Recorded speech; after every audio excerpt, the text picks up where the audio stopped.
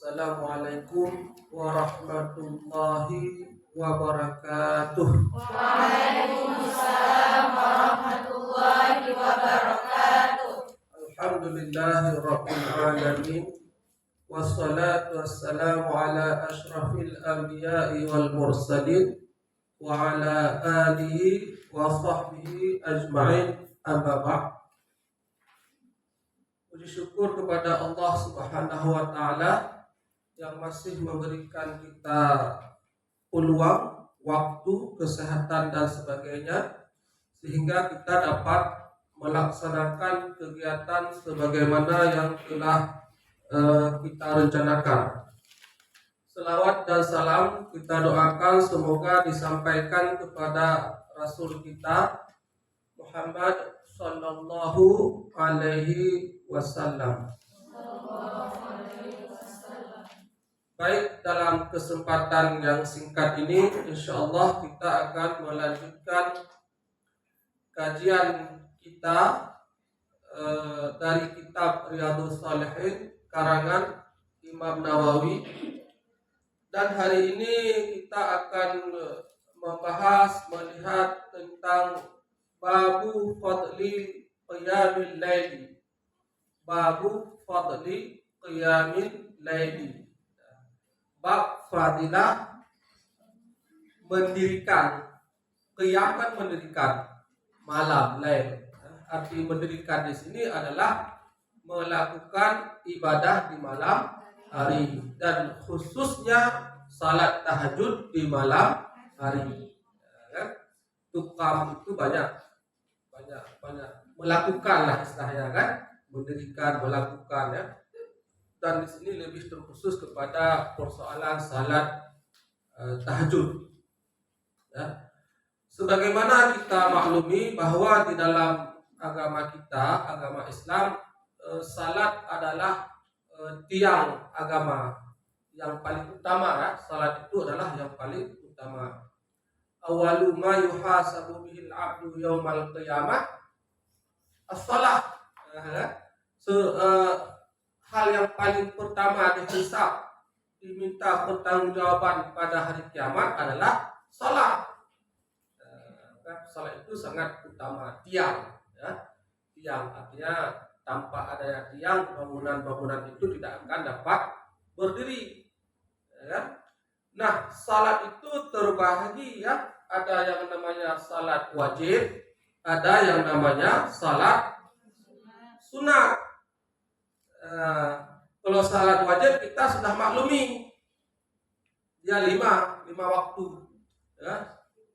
Subuh, zuhur, asar, maghrib, isya, itu yang wajib kan. Nah, selain yang wajib itu sangat banyak salat sunat, sangat banyak. Ya. Ada namanya salat sunat rawatib. Rawatib terbagi lagi, ada yang muakkad, ghair muakkad. Kan? Salat rawatib adalah salat yang dilakukan sebelum atau setelah salat wajib, itu rawatib. Ya. Ada juga salat selain rawatib yang sifatnya sunat, seperti salat duha, salat hari raya, ya, salat tarawih, ya, dan sebagainya, sampai ada juga salat witir, salat tahajud, ya, bahkan ada salat tobat, ya, salat minta hujan dan sebagainya. Bahkan di saat tidak ada nama boleh juga salat. Salat mutlak, salat tahiyatul masjid, masuk ke masjid. Kalau ini nggak ada nama lagi, semua sudah dilakukan. Apalagi ini waktunya duha bukan, semua bukan, ya, mutlak, sunat mutlak, lakukan terus salat. Jadi tidak ada nama mutlak dia, tapi salat sunat. Itu namanya sunat mutlak. Karena Rasul itu paling suka salat ya, karena salat itu waktu teristimewa hubungan kita dengan Allah Subhanahu wa taala. Jadi di saat tidak ada kegiatan ataupun ingin bersenang-senang, Rasul itu melakukan salat. Karena dia di situ dia mendapatkan satu ketenangan ya. Arihna bis shalah ya. Jadi begitu ya. Kalau kita mungkin kalau ingin cari ketenangan bukan teringat untuk salat ya. Ini bakso mana ini ya? Ataupun ini ke mana? Suria atau ke mana? Itu yang terpikir, ke laut ya, jomblang dan sebagainya. Mungkin itu yang terpikir. Padahal itu boleh-boleh saja, tapi itu bukan penyelesaian yang hakiki ya. Itu membantu healing, itu membantu sedikit kegalauan kita, sedikit membantu. Tapi yang membantu menyelesaikan yang hakiki itu adalah salat. Wasta'inu bis sabri was shalah. Kan sudah jelas itu, minta tolonglah dengan sabar dan salat. Dan enggak ada. Bila Anda galau silahkan Anda ke waduk. Waduk ditutup. Juga kan?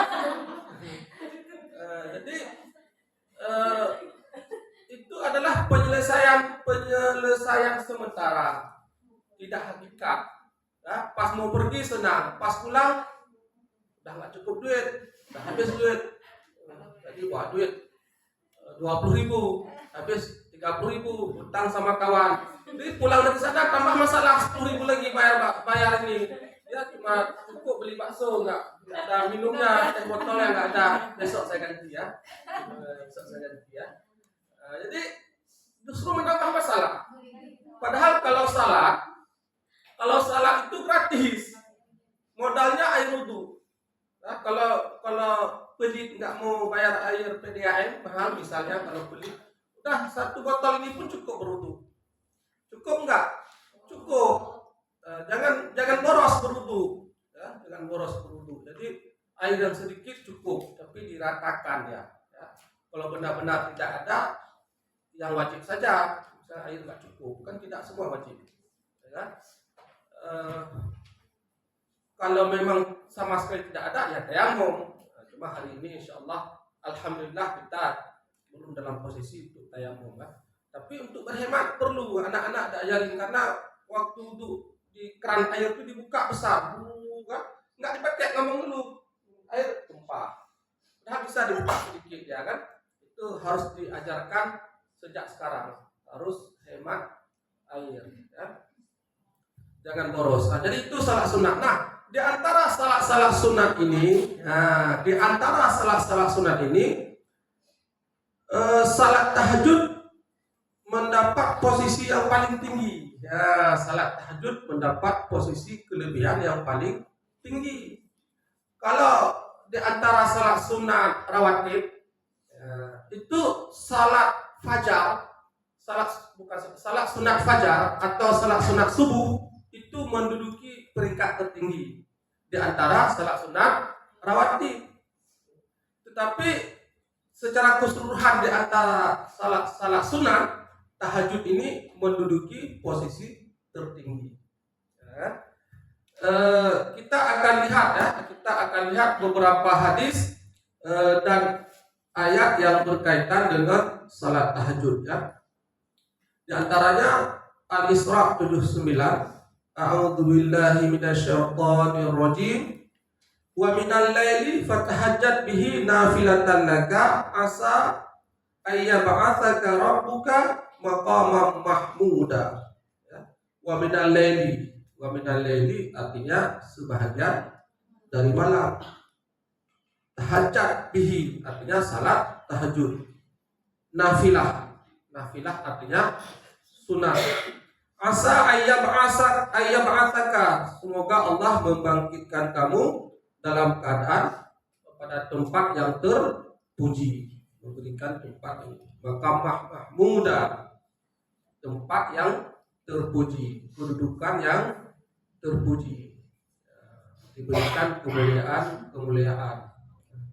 Jadi wa minal laili artinya sebahagian, bukan keseluruhan. Itu kebanyakan manusia itu berpikir salat tahajud ini susah.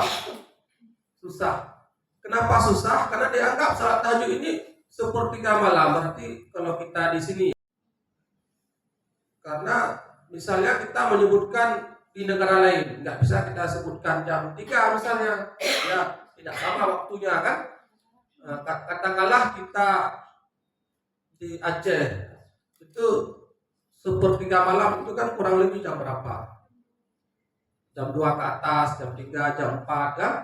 Jadi bagi kita pemula itu kalau memang belum mampu sepertiga, kita bisa cari trik, ya kan? Trik artinya satu metode yang kita tahajud dapat tetapi waktunya singkat, ya kan? Karena kalau misalnya jam 2 bangun, salat ya sekian rakaat, dan itu kan tidur lagi, akhirnya subuh lambat, salat sunat fajar nggak dapat, jadi akhirnya justru yang wajibnya tertinggal, ya kan? Kecuali bagi yang sudah menjadi rutinitas itu tidak berpengaruh, kan? Seperti Rasulullah, ya. Nanti kita akan lihat hadis-hadisnya, ya. Tetapi bagi kita yang pemula ini bisa kita buat trik, misalnya kita bangun menjelang subuh, contoh 1 jam, setengah jam menjelang subuh, sehingga kita tidak perlu tidur lagi, kan? Bangun setengah jam, 1 jam sebelum subuh, bangun salat tahajud beberapa rakaat, sekurang-kurangnya 2, boleh sampai 8 dan seterusnya, sekurang-kurangnya 2. Dan kita tutup dengan witir 1 sampai 11 kurang lebih. Nah, itu sekurang-kurangnya 1. Sekurang-kurangnya 1, boleh salat witir 1 rakaat. Jadi untuk pemula katakanlah kita belum terbiasa, bangun, wudu, salat sunat tahajud 2 rakaat, salat witir 1 rakaat, azan subuh. Ini hati-hati azan subuh. Jangan langsung dengar azan jauh langsung salat subuh.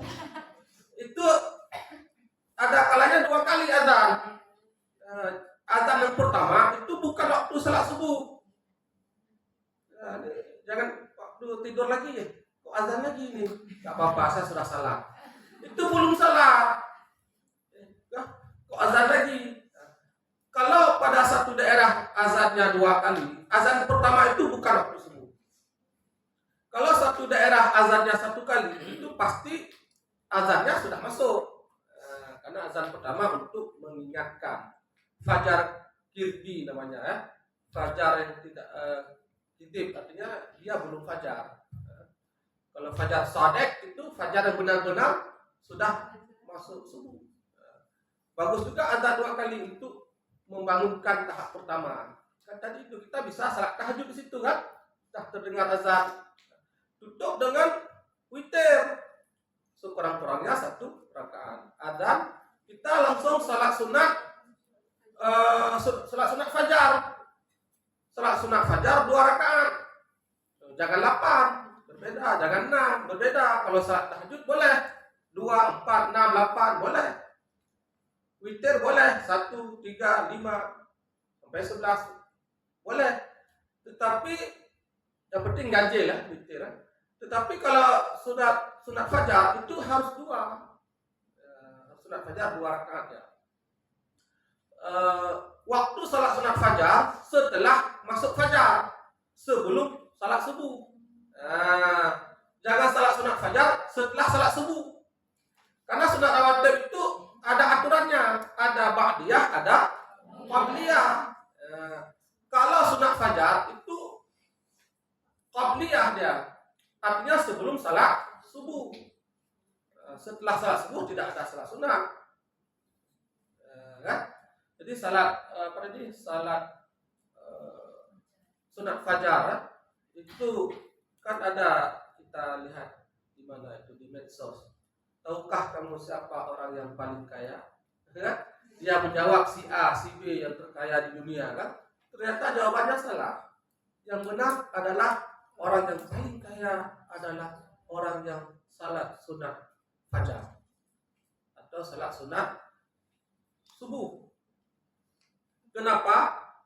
Khairun minat dunia wa ma fiha. Dia lebih baik daripada dunia dan seisinya. Artinya dia seolah memiliki dunia dan isinya. Ini paling kaya.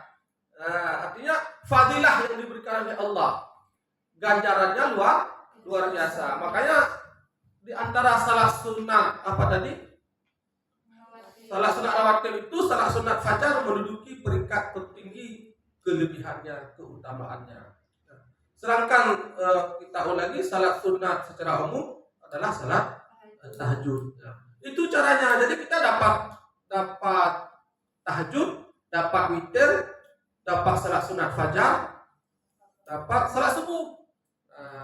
Dalam 1 jam itu kurang lebih ya, dalam 1 jam. Itu trik. Jadi itu insya Allah setiap malam kita bisa salat tahajud. Kenapa? Karena kita kan pasti salat subuh. Ini ceritanya yang rutin salat subuh. Kalau yang nggak salat subuh nggak ada cerita nih kan.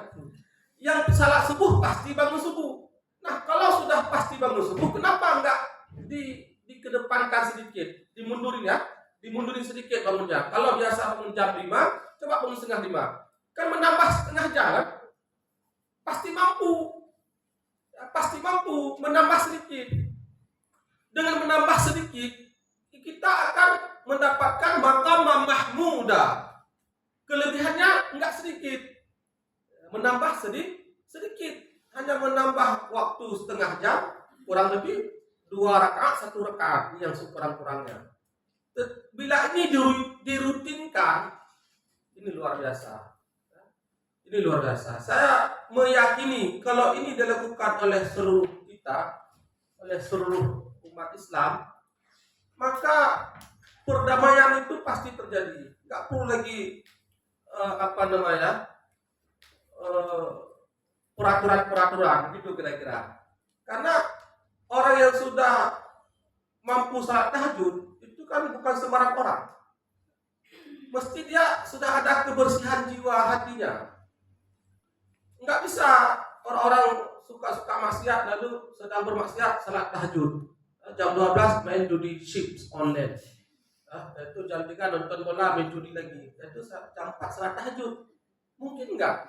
Nggak mungkin. Nggak mungkin karena dia tidak menyatu kebaikan dengan kejahatan.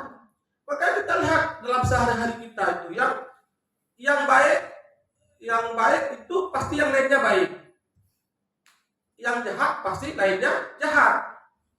Itu tidak menyatu dia. Hatta dalam berkawan, orang baik cenderung kawannya baik, yang tidak baik cenderung kawannya tidak baik, karena nggak bisa menyatu dia. Dia nggak ada chemistry-nya. Seperti burung, pernah cerita dulu burung kan? Coba lihat burung, ada nggak burung bangau terbang di samping burung pipit beriringan? Mungkin harimau bermesraan dengan kambing berdua, main berdua. Di film mungkin ya, tapi hakikatnya kalau berjumpa itu menerkam, karena mereka artinya manusia itu cenderung nyaman dengan yang punya chemistry yang sama. Misalnya lembaga sekolah, juga atau lembaga pendidikan. Itu tidak semua orang nyaman di lembaga tahfiz, enggak. Jiwanya meronta-ronta. Panas. Karena dia Al-Quran ini tidak membawa kebahagiaan. Dia tidak menganggap Al-Quran ini sebagai syifa, sebagai obat, tapi dianggap sebagai racun. Panas ya. Tapi orang yang sudah lumayan baik, hatinya baik, jiwanya bersih, itu dengar Al-Quran saja dia udah merenung dia kan. Kalau dibaca ayat-ayat tentang neraka, dia meneteskan air mata, gitu kan.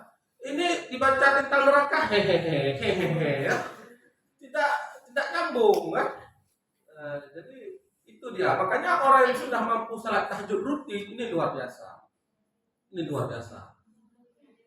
Seperti ada hadis yang mengatakan bila kamu melihat orang yang sudah rutin salat jamaah ke masjid, itu ada hadisnya, saksikanlah tentang keimanannya.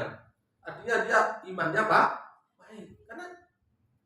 Karena tidak mungkin dia habis main shift ke masjid, main judi online ke masjid kan tidak itu. Kecuali dia bersandiwara mungkin ya. Tapi itu tidak kekal hanya sandiwara. Tapi orang sudah nyaman ke masjid Dengar azan tergerak langsung ke masjid, gitu kan? Dengan azan tergerak. Itu kan dia sudah mendapatkan hubungan. Kalau tidak ke masjid tidak nyaman. Kalau dia sudah rutin begitu, saksikanlah tentang keimanannya. Itu ada hadis. Ya. Kalau kita punya teman, keluarga, suami atau siapa di rumah sudah bunyi azan masih teng teng teng teng. No, ini belum selesai, sedikit lagi nih. Sudah azan sedikit lagi teng teng teng teng. Ya berarti ini saksikan juga keimanannya bermasalah. Bukan tidak ada iman, beda. Beriman, cuma iman ini kan sifatnya ada yang tinggi, ada yang rendah, ada yang kuat, ada yang lemah. Yang kuat itu yang bagaimana ciri-cirinya? Kita kan melihat dahiliyah, kita tidak berbicara hakikat hati orang, kita melihat ciri-cirinya. Orang yang kuat imannya, kalau sudah azan, ya pasti ke masjid. Pasti ke masjid. Kalau tidak, iman ada, ya, lemah. Nah begitu. Lihatlah suami kita. Ada suami. Ada suami. Ya kan ada yang sudah punya suami, ada yang belum. Nah kalau yang belum, carilah suaminya, calon-calonnya yang rajin ke masjid. Nah begitu. Ya. Jadi tidak nyambung lah, orang yang belum bersih hatinya itu agak susah beribadah. Nah, makanya salat tahajud ini kembali ke tadi itu fadilahnya adalah kita akan diberikan kemudahan-kemudahan dalam kehidupan, diberikan solusi-solusi karena di situ adalah waktu yang sangat baik untuk berdoa. Sepertiga malam itu kita boleh berdoa kepada Allah dan itu salah satu waktu terbaik untuk berdoa. Itu kesulitan-kesulitan hidup itu dimudahkan. Orang baik itu tidak bermakna hidupnya tidak ada masalah, beda. Kadang kita melihat kok dia rajin salat tapi dia banyak masalah. Enggak mesti juga tidak baik, itu relatif. Ya. Ada nabi yang anaknya tidak nurut, ada? Nabi itu orang saleh atau bukan? Anaknya apakah semua anak nabi saleh? Tidak. Itu para nabi itu banyak sekali ujiannya. Karena semakin Allah sayang sama seseorang, itu Allah berikan dia ujian. Itu dia diberikan ujian. Ayah Nabi Yusuf siapa namanya? Yakub, ya? Bagaimana ujian dengan anak-anaknya itu? Berselisih anaknya, saling anaknya tidak akur, gitu kan? Bukan bagaimana ujian ke orang tua, kan? Itu sampai buta matanya, itu kesedihan. Buta matanya kesedihan karena anak-anaknya yang lain membuang Nabi Yusuf. Bersedih sampai buta matanya. Kan orang saleh itu. Itu kan? Orang saleh Nabi Yakub. Tapi kan ujiannya bagaimana? Nah itu saya bilang, tidak bermakna kalau orang saleh itu pasti mobilnya Fortune, pakaiannya mewah, rumahnya mewah, lalu hidupnya nggak ada masalah. Nggak begitu. Nggak begitu ciri-cirinya. Makanya kita lihatlah para nabi, lihatlah Rasul. Rasul kita Muhammad SAW orang saleh atau bukan? Makanan di rumahnya apa? Sering nggak ada makanan. Ya. Pulang ke rumah, Aisyah, ada apa hari ini? Nggak ada apa-apa. Oh, berarti saya puasa. Bahagia dalam kekurangan. Karena orang saleh itu bedanya. Kalau orang nggak saleh, ini contoh saja. Ada apa di rumah? Kebeli, sampai kebeli, protes. Uang jajan, uang makan pun nggak dikasih. Kebeli protes. Ribut lagi, piring terbang, sendok terbang, kan? Buruk, ada kan? Jadi coba lihat di mana kunci bahagia. Kan bukan di karing, bukan di bilik, bukan di ikan tuna. Rasul bisa bahagia tanpa ada apa-apa.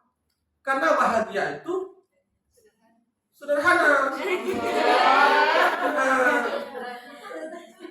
Karena bahagia.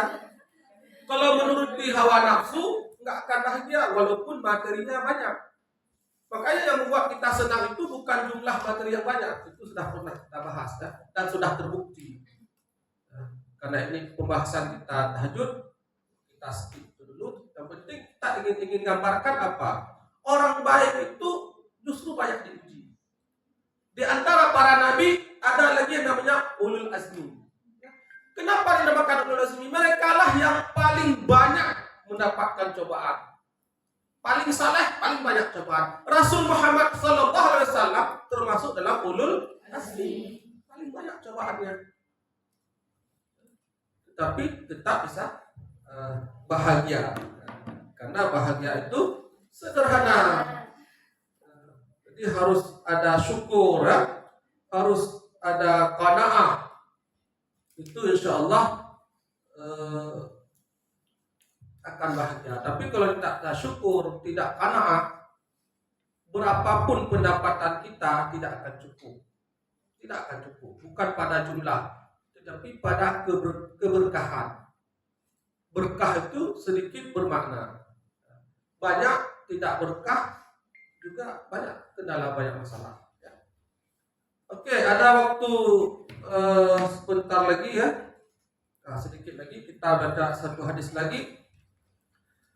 An Aisyah radhiyallahu anha qalat kana Nabi sallallahu alaihi wasallam yaqumu min al-laili hatta tadafattara qadamahu faqultu lahu lima tasna hadha ya Rasulullah wa qad ghufira laka ma taqaddama min dhanbika wa ma ta'akhkhara qala afala akunu 'abdan syakura. Muttafaqun alaih adalah hadis riwayat Bukhari Muslim. Hadis sahih yang peringkatnya tertinggi. Berikutnya Bukhari, berikutnya Muslim. Nah, jadi ini hadis sahih. Dari Aisyah berkata, adalah Nabi sallallahu alaihi wasallam bangun pada sebahagian malam sehingga bangun di sini maksudnya salat ya, salat. Sehingga bengkaklah kakinya. Lalu Aisyah bertanya, kenapa engkau melakukan ini? Kan heran, kenapa engkau beribadah sangat luar biasa, sangat banyak salatnya, ya? Padahal Allah telah mengampuni kamu, telah mengampuni dosa kamu yang telah lalu dan akan datang. Kan Nabi maksum ya, sudah diampuni, ya, terbebas dari dosa. Apa jawab Rasul? Afala akunu abdan syakura. Apakah aku tidak boleh menjadi hamba yang bersyukur? Jadi kalau level kita, mungkin kita hitung-hitungan melakukan pekerjaan pada level pemula. Nah, artinya saya menjadi guru tahfidz kalau saya digaji. Kalau enggak digaji, ngapain saya jadi guru tahfidz? Ya ngapain gitu kan? Berpikir ya. Kalau enggak digaji, enggak mau saya. Begitu kan? Itu kesadarannya belum penuh gitu ya. Artinya dia menganggap menjadi guru tahfidz itu untuk orang, bukan untuk dia. Begitu kan? Ini level pemula mungkin ya. Yang dia semua menghitung. Ya. Dia kenapa dia salat duha? Karena dia lagi kekurangan uang. Salat duha, pas banyak uang nggak salat duha lagi.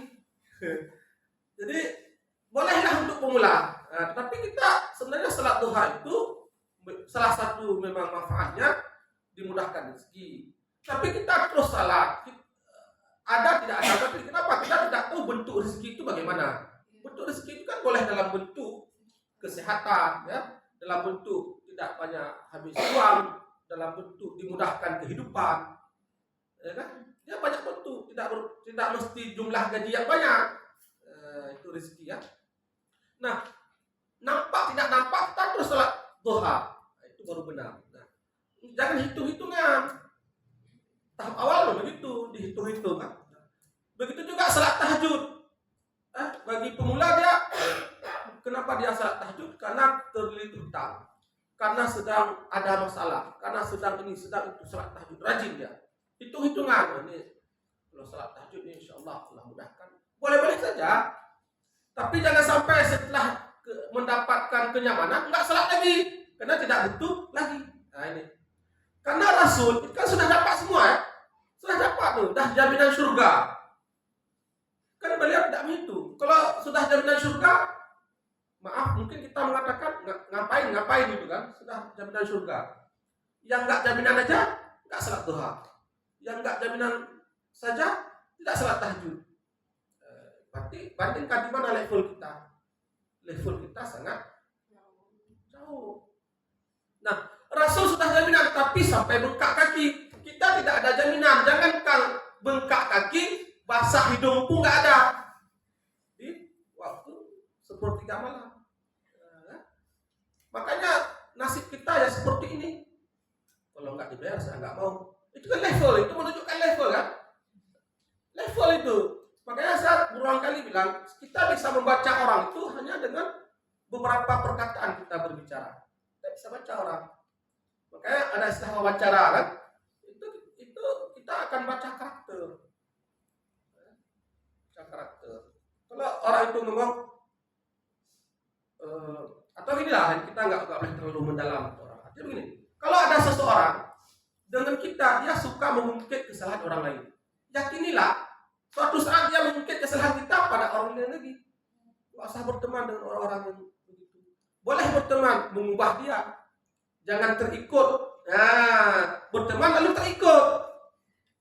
Boleh berteman untuk berdakwah. Artinya, janganlah suka riba. Nah, itu tujuannya berkawan. Jangan larut.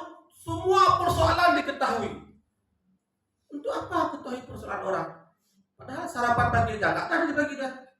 Tapi udah ngurus kulkas orang. Ya kan? Ngapain buang-buang energi? Nah, maka di sini cobalah kita saling mengingatkan. Siapapun yang mulai ghibah langsung ingatin. Karena ghibah itu awal kepada malapetaka. Kalau nggak diingatkan dia jadi virus. Semua orang akan terjebak dalam permusuhan, saling syak sangka, saling curiga, saling menduga. Jangan, nggak perlu menduga. Iya, kumwadar, nah tak usah duga-duga. Hidup aja ala kadar. Apa tugas saya? Ya begitu. Nggak perlu menganalisa lebih jauh. Nggak perlu, karena itu akan menyebabkan hati tidak sehat.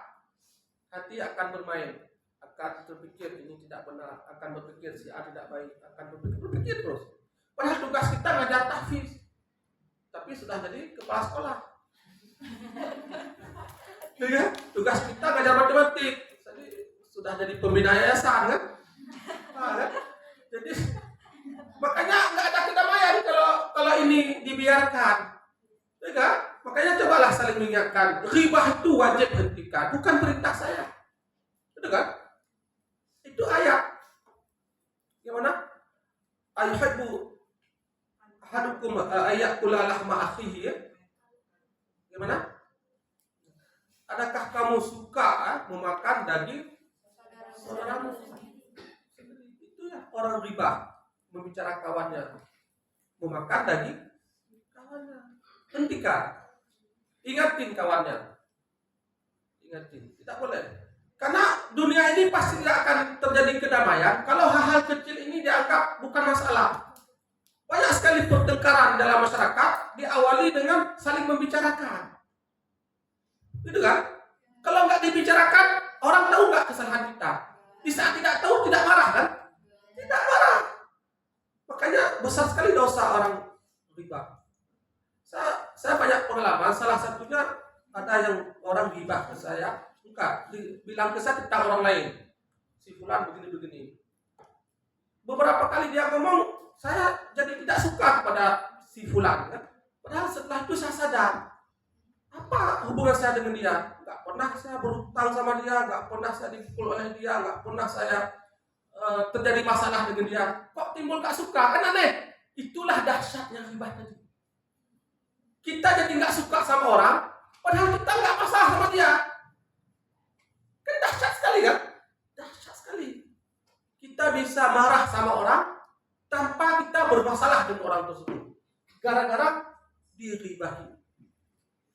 Makanya bahaya sekali riba. Makanya seperti memakan bangkainya. Makanya coba kita hentikan riba itu pertengkaran mesti lenyap. Mesti lenyap, sendirinya lenyap. Kenapa? Karena nggak ada peluang kita nggak suka sama orang. Gitu kan? Nggak ada peluang kita nggak suka. Kenapa? Karena nggak kita ketahui. Kalau ada dosa, ada Allah yang akan menulis, ada malaikat akan menulis catatan dosa dia. Apakah kita malaikat yang tugasnya mencatat dosa orang? Salat tahajud aja nggak ada. Udah jadi malaikat. Itu kan? Itu hentikan. Tapi di sini nggak ada. Ini kan ini teori. Di sini semuanya saleh, salehah, ya. Walaupun nggak dibayar, tak tahu juga. Karena dia mengajar karena Allah, ya. Karena untuk kebaikan dia. Karena setiap mengajar itu anak murid kita bisa, dia mengajarkan orang lain, maka itu saham kita sampai hari kiamat. Kalau ini kita menyadari, kita tidak perlu dibayar pun pasti mau. Kalau sudah levelnya tinggi, dia bilang kan, tapi dia nggak sembarang boleh naik level, dia perlu dilatih. Nah, makanya mengikuti pengajian, membuat kajian-kajian itu adalah metode melatih untuk upgrade ruhiyah, nah, kan? Sehingga level kita naik. Jangan terus drakor, ya? Pagi drakor. Ada di mana ada wifi download drakor. Kan? Sebelum tidur nonton drakor. Terjaga tengah malam bukan salat tahajud. Ini yang tadi belum selesai episode 7. Itu bagaimana itu? Mana mungkin levelnya naik? Mesti orang-orang seperti ini itu pasti levelnya seperti itu. Pasti levelnya itu. Kita akan terus bisa baca. Sedikit ada kekurangan, marahnya minta ampun. Hai maaf itu. Itu pasti levelnya seperti itu. Enggak boleh silap sedikit pun. Dia salah selalu enggak apa-apa. Ya? Itu dia akan tergambar melalui sikap. Ada sikap tasamuhnya, toleransinya, mengalahnya. Itu akan terlihat kepada kualitas ibadahnya. Akan terlihat kalau kerjaannya drakor, pasti nggak bisa salat tahajud. Pasti. Nah, jadi beginilah Rasulullah begitu menganggap pentingnya salat tahajud, fadilahnya, kelebihannya, keutamaannya, beliau salat malam sampai bengkak kaki. Nah, hari ini kita ada juga melakukan pekerjaan sampai cemekam kaki, cemekam jauh belang, mati-matian, banjir, nasib kayak tiko. Boleh saja berusaha sekuat tenaga, tapi jangan lupa juga untuk salat tahajud sampai bengkak kaki. Ada keseimbangan, dapat dunia, dapat akhirat. Keseimbangan, tidak melupakan dunia, tidak melupakan akhirat.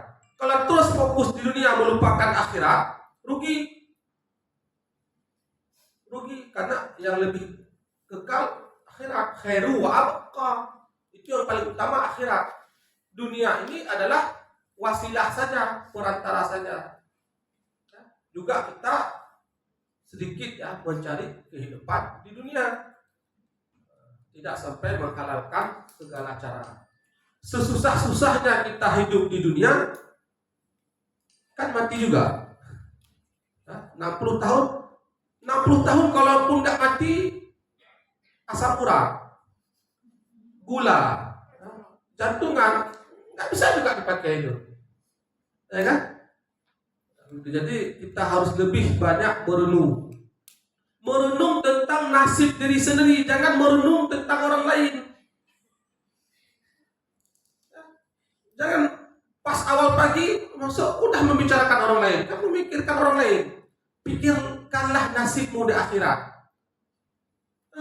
Pikirkanlah apakah Allah sudah mengampuni dosa saya. Itu yang kita pikirkan. Sehingga kita terus istighfar, terus bertobat kepada Allah. Jangan memikirkan nasib orang. Gak ada kerjaan namanya kan. Semoga Allah mengampuni dosa-dosa kita. Semoga Allah memberi kekuatan kepada kita untuk sanggup beribadah, untuk sanggup salat tahajud dan berbagai amalan-amalan lainnya. Allahumma a'inna ala dzikrika wa syukrika wa husni ibadatik. Wallahu a'lam bishawab. Assalamualaikum warahmatullahi wabarakatuh.